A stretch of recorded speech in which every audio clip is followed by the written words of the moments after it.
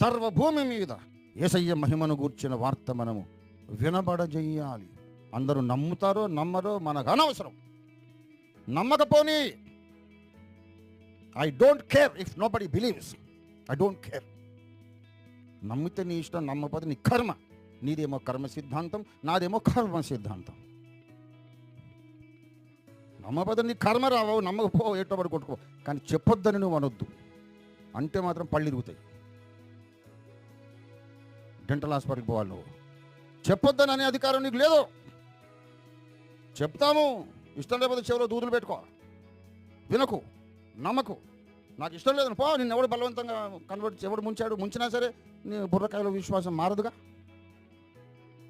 చెప్పడం మా జన్మ హక్కు.